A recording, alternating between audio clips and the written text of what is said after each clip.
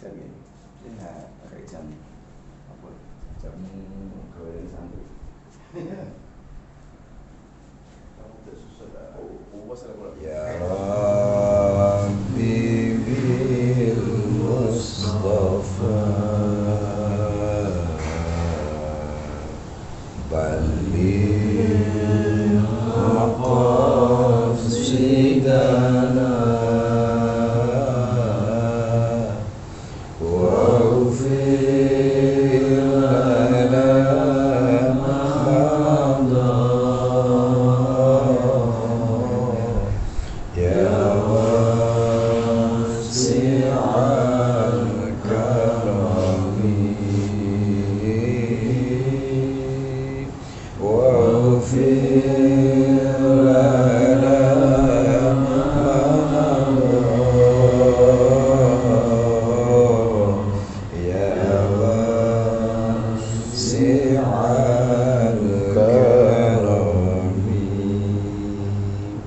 Assalamualaikum warahmatullahi wabarakatuh.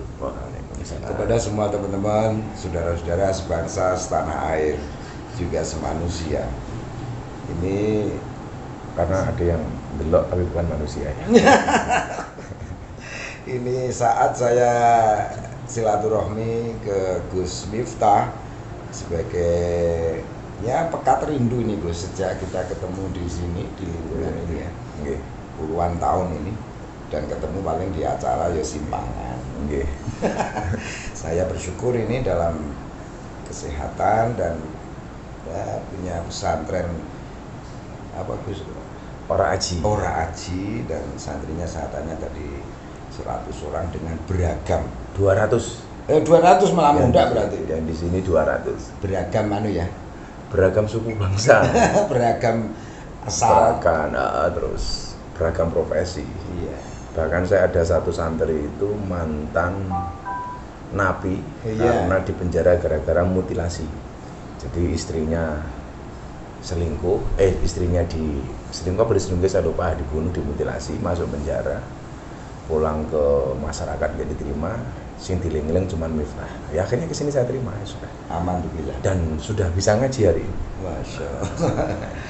Teman-teman, saya sendiri sama Gus Miftah ini sudah lama kenal. Beliau tentu telah disepuh oleh penderitaan, disepuh oleh jalanan, disepuh oleh kiai sepuh juga, karena ya memang santri itu bagaimana kalau bukan atas izin para Gus ya. Mas Saif. Iya.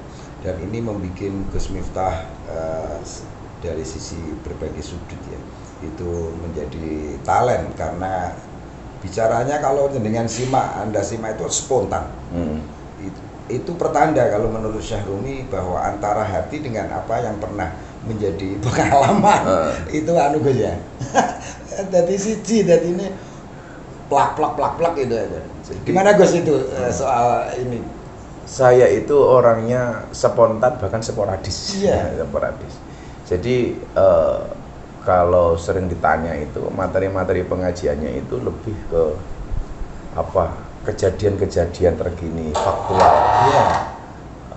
Jadi itu yang kemudian menarik salah satu stasiun televisi yang minggu ini mungkin kita akan mulai episode pertama itu.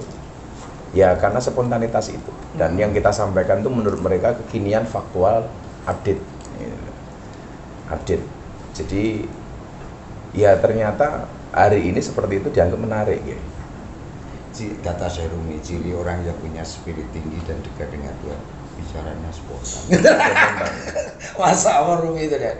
Jadi karena tidak ada jeda dialektika, karena berdasar atas survei di kehidupan gitu. Dan orang-orang seperti itu biasanya unpredictable gitu. Karena bisa dikira-kira gitu. Iya.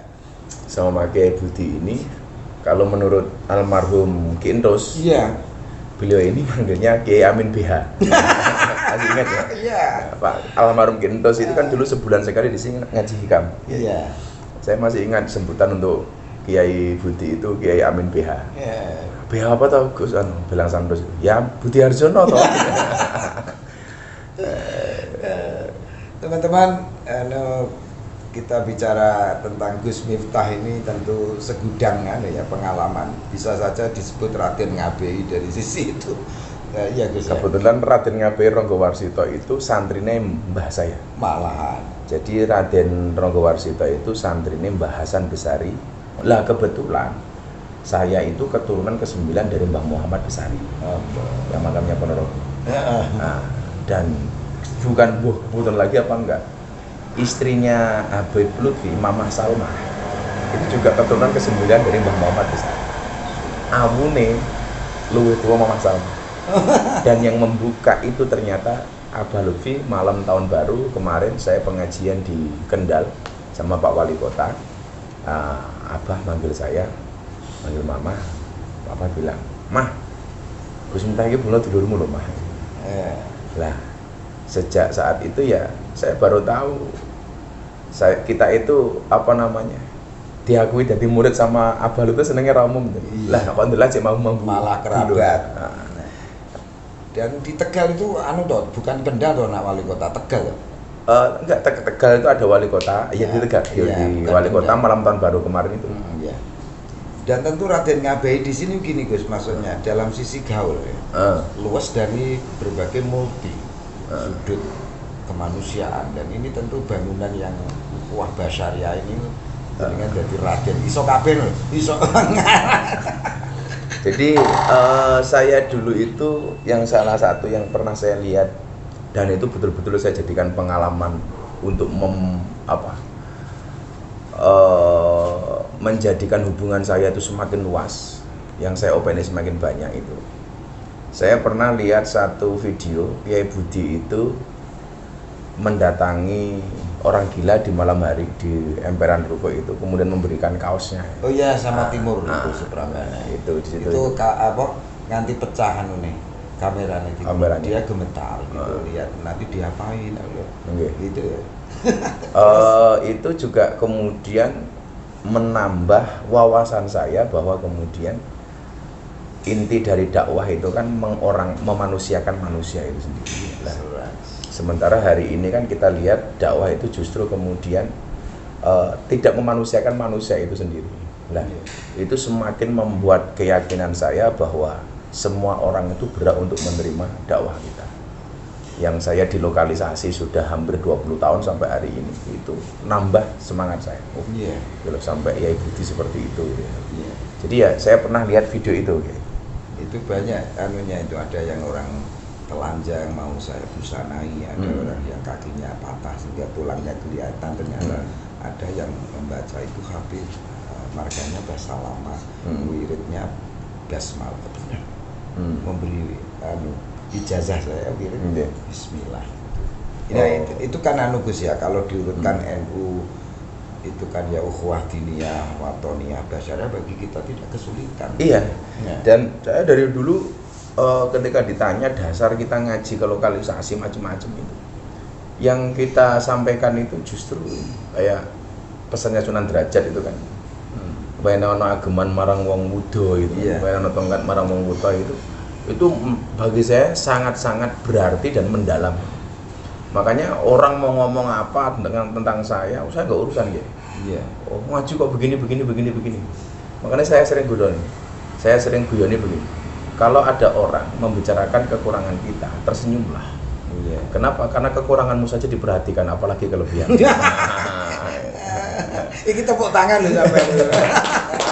Jadi saya nggak pernah risau gitu loh. Kayak saya beberapa waktu lalu diwawancara sama televisi itu, Gus Miftah itu kalau ada netizen komentar pedes macam-macam kok nggak pernah sakit hati, kenapa? Lah, di mana saya mau sakit hati? Komentarnya nggak pernah saya baca. Wong Jawa itu juga pondasi tambah Islam yang rahmat tadi ya. Iya. Itu kan punya Indonya pinter loh Gus. Iya. Asu ngono ki ya aja sere wong singkatane ahli swarga, ahli sunnah wal jamaah. Bajingan ya. Alhamdulillah wong bareng ngaji mangan. Jadi ada saja ruang untuk pengalian itu.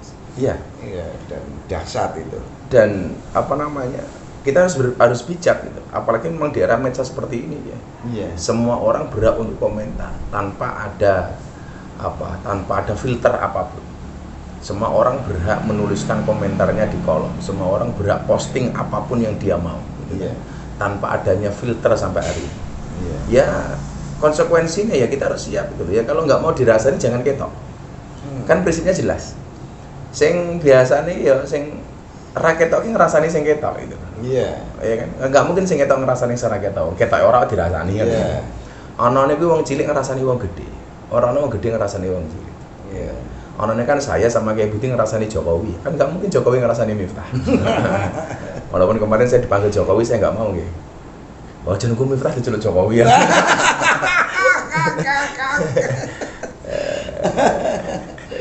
Wah ini sing gawe anu arek-arek iku kangen ya Gus.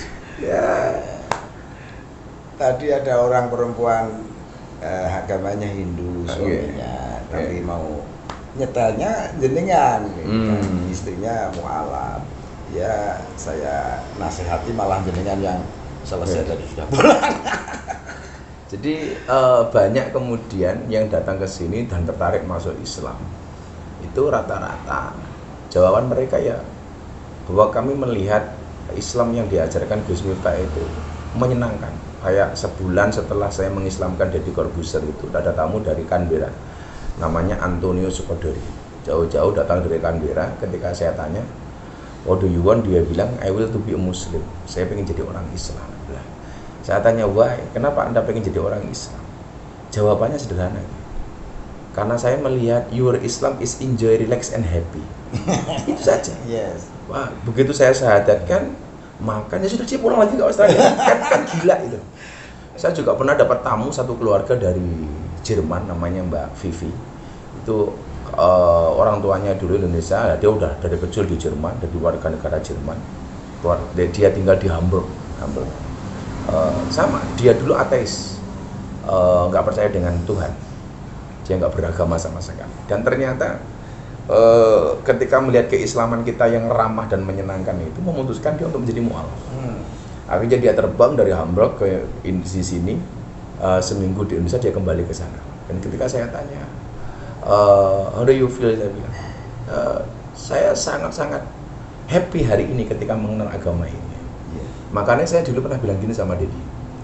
Deddy itu kan mau masuk Islam melalui saya, pernah saya tolak.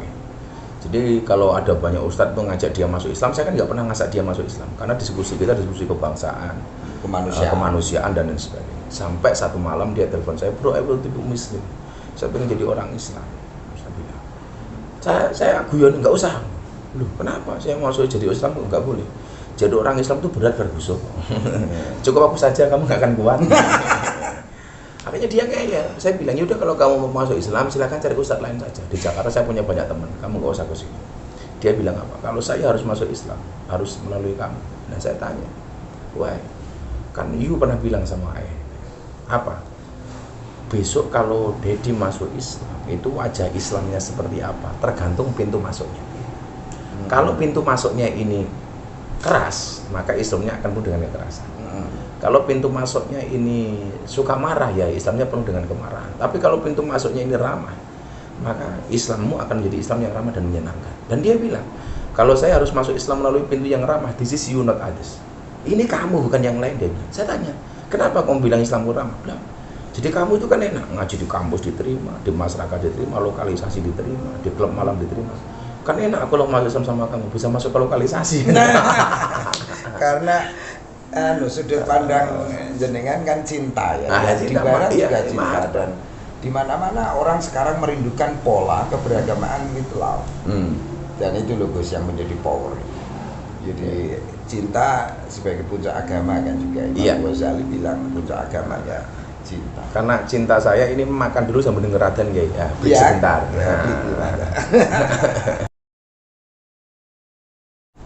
Teman-teman semua, kita kalau mendengar Gus Miftah punya ungkapan itu, Rendra juga punya loh Gus. Terhadap penjahat yang paling laknat pun pandanglah dari jendela hati yang bersih, katanya.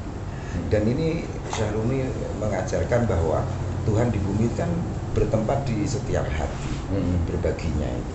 Yang kita apresiasi adalah manusia yang tadi itu berbagi Tuhan di bumi yang harus kita jaga.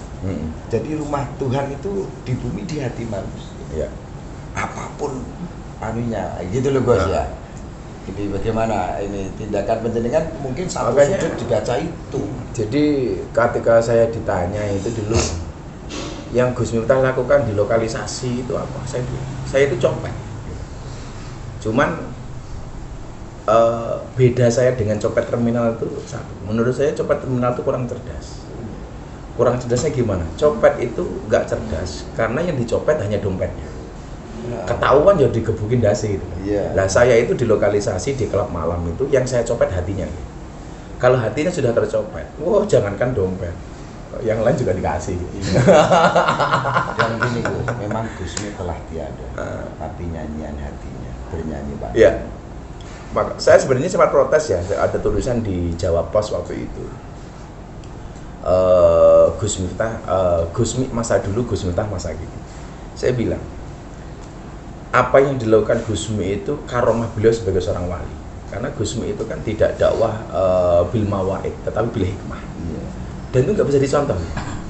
Nggak bisa dicontoh. Yang bisa melakukan itu hanya Gusmi dengan segala kelebihan Gusmi, dengan karomah Gusmi.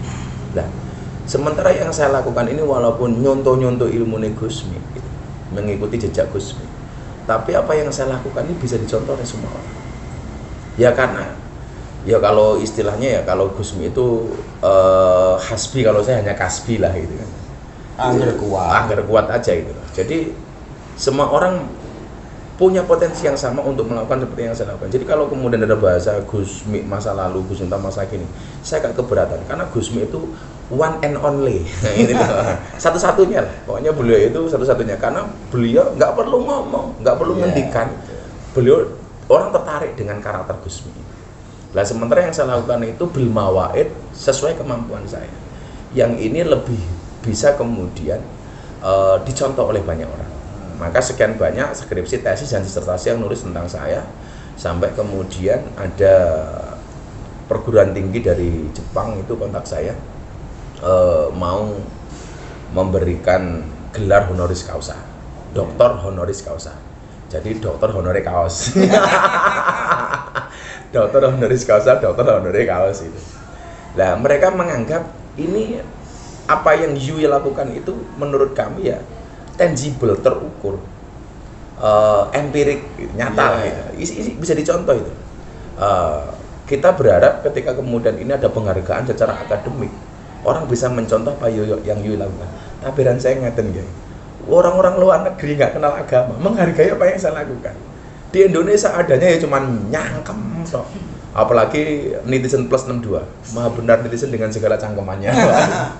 Memang yang dibawa dalil itu kencono, tapi karena dia meremehkan, menghina kemanusiaan, maka itu cocok. Jadi kalau wong dalil kok dialat kaya ngono berarti cocok. Ya, cocok kencono. Dan gini Gus, ada cerita Gusmi itu kan trek-trekan ngombe ya. Setelah orang yang tandingnya teler, Gusmi enggak.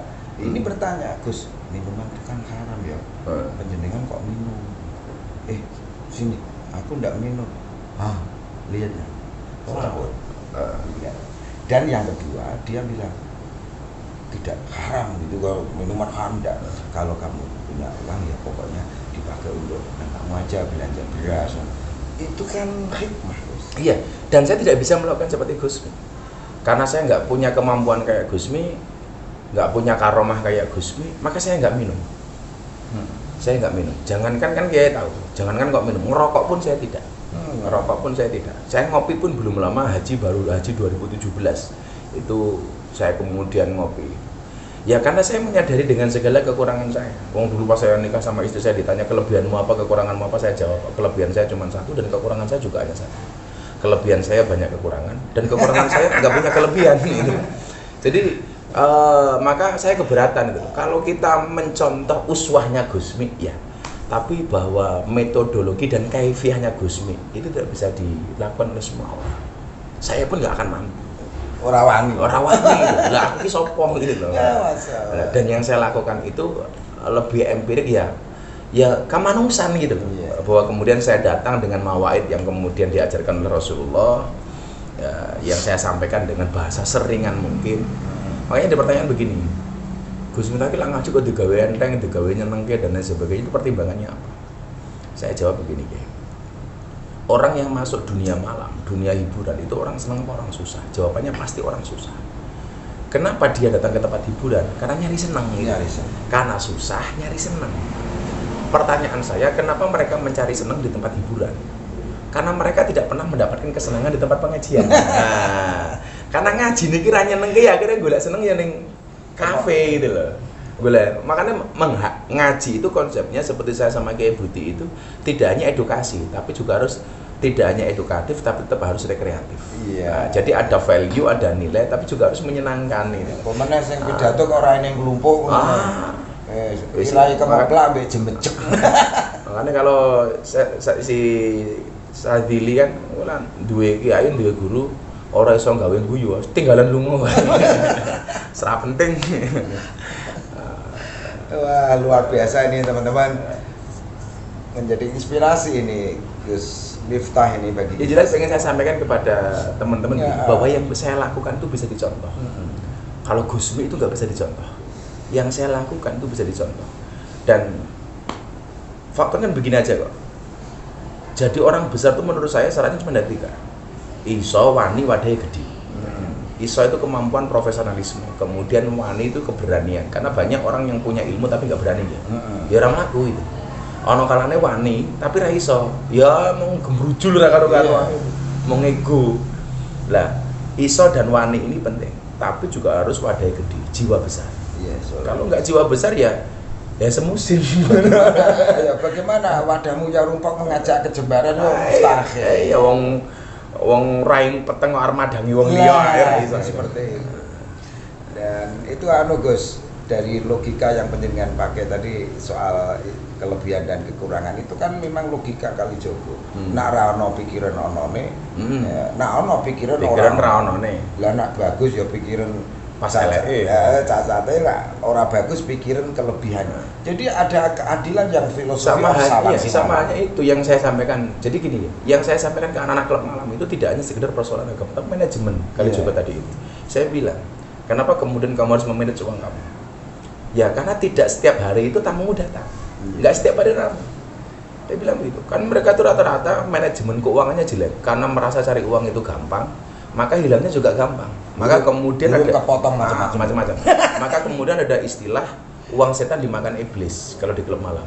Maka mereka saya bilang, saya nggak sepakat ungkapan ada uang setan dimakan iblis. Yang benar itu apa? Sing nyekel duit kuwi sing kaya setan, sing kaya iblis gitu. Jadi uangnya hilang gitu. Lah bagaimana kemudian kita manage dengan tadi yang disampaikan oleh Kanjeng Sunan Kalijogo itu, yen ono pikiran rawanone itu. Ketika kamu ada uang, kamu harus mikir bahwa tidak setiap hari itu ramai seperti hari ini. Gitu. Dan ketika kamu merasa hari ini nggak ada uang, kamu harus optimis bahwa besok akan ada. Nah, ternyata bahasa-bahasa seperti itu diterima sama anak kafe itu. Padahal dasar saya sederhana, khatibun nas biqadri uqulihim. Itu saja sebenarnya itu. Mau nggak, sing tahu ilmu niki banyak nih. Oh ngaji ning ngono kudu ngene. Tapi sing wani lah neng kafe itu bahaya rawani bisa mlebu rawani metu bareng memang. Padahal nek tasawuf ki ya donge mlebu ning metu. Apa ayo? Ya kayak ada orang mengatakan itu apa saya keluar dari NU. Lah mlebu rong tau kok metu. Logika iki mlebu dhisik baru metu. Kalau orang mlebu wis metu ya jenenge ejakulasi dini. Ora tanding. Kepikiran teman-teman, sekilas ini besok lagi ya Gus ya. Saya bahagia ini. Saya bahagia kerawan Kiai Budi ini senior. Senior. Ngomong, sebenarnya kenapa saya bahasanya senior? Arep ngomong tua ya ra pantes. Nek soal koyo ngono aku sing junior. Ya Allah, inilah indahnya hasanah keilmuan di Nahdlatul Ulama. Semuanya disampaikan dengan riang dan gembira, tidak sepaneng. Dan semua Nabi Rasul dalam kaitan ini sumai ajar saya dan gurau. Dan di Nahdlatul Ulama itu kemudian bagaimana setiap senior itu ya guru kita, masai-masai yang memang selain keilmuan juga umurnya yang harus kita hormati. Maka saya selalu mengatakan kepada santri-santri saya, tolong jangan banding-bandingkan ustaz, jangan banding-bandingkan kiai, jangan banding-bandingkan habaib. Kenapa kamu nggak boleh membandingkan? Lah kowe iki sapa kok banding-banding iki?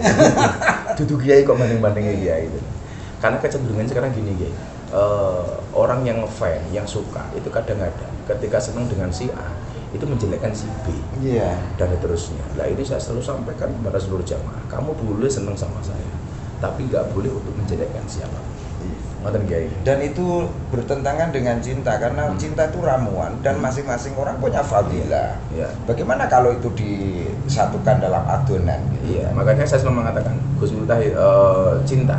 Cinta itu apa sih? Cinta itu seperti air kencing di dalam kolam renang. Maksudnya apa? Wujudnya tidak nampak tapi hakikatnya bisa dirasakan. mulai. Angel wes. Angel. Temen tuturan.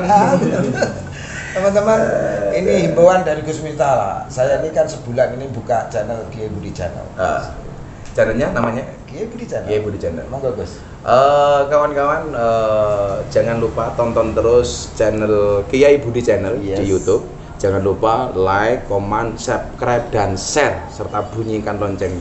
Insya Allah ini dakwah bil medsos karena dakwah itu berkembang dari bil lisan, bil kolam, bisa kofah dengan budaya zaman modern dan sekarang adalah bil medsos. Nah, maka salah satu tontonan yang wajib ditonton oleh kawan-kawan Ahlussunnah wal Jamaah adalah Kiai Budi Channel. Wah, ini nak ora cedak banget rawani ngomong. Rawani. Angel. Terima kasih Gus ya. Okay. Sebaliknya teman-teman untuk mengetahui mozaik cinta di Nusantara ini, klik saja ini Gus Miftah. Apa Gus? Gus Miftah Official. Gus Miftah Official. Gus Miftah Official. Ya. Saya yakin senior beliau tapi subscribernya mesti banyak saya. Angel. Insya Karena Allah. Indonesia Gus itu menjadi orang yang bangsa yang Bhinneka Tunggal Ika, this of love. Ya. Ini guys, oke. Terus Bahwa di tengah-tengah kalimat Indonesia itu ketika dipotong ada kalimat one. Nah, satu. One heart. One heart. Ya, teman-teman juga ini Gus terakhir ini. Ruang-ruang negeri belajar rukun masyarakatnya bukan ke negara, tapi ke BNO dalam kaitan 3 ukhuwah. Nggih. Nah itu kita lakukan terus ya. Ya. Semoga kita kemana-mana. Amin. Allah, Terima kasih Kiai Rawuhnya. Sami-sami. Semakan ini Gus ya lal waton ini.